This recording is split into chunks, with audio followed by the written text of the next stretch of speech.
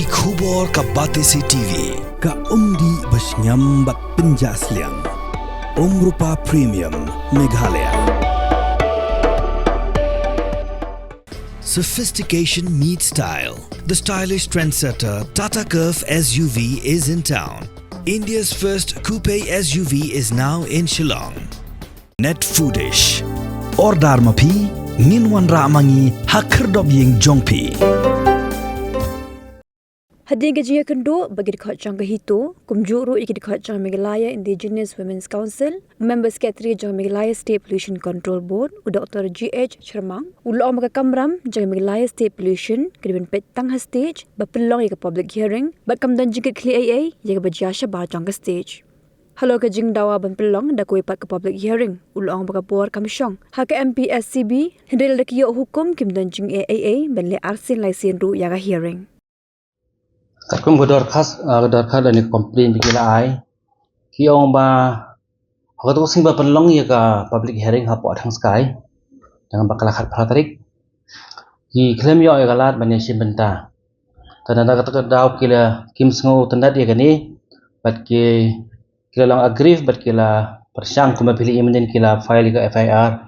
persai SPUDC tamta ka singi hangne ki poi hangne ki kili yangi ba balai ngim dan hang ha to hasai tengah ngajupai bagi ke Kamram Jongi ke dai ban assist ke district administration nama chairman by preside ha pokok environmental public hearing ula pandai UDC le nunu officer ban nominate UDC not less than darang of EDM katkum ki guidelines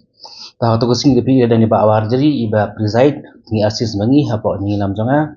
Tanda ye ka ka bajia feel kamde show subject matter jongi maka ka Kamram Jongi ka deha stage off the stage kamde ka Kamram Jongi ngalapan thoi niru kata ka ko ai bandri kanda ge haring ngalapan thoi ki ba kam song ka bor hangi amar ko bok ka hagane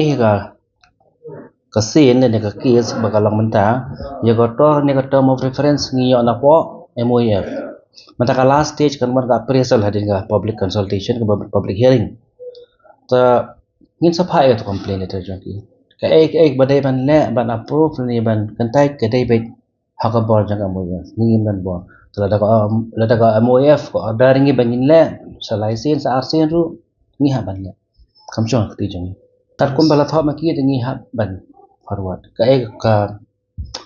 ban rai halot ni ke ka bor ba Kamram Jongi kamde sho ngi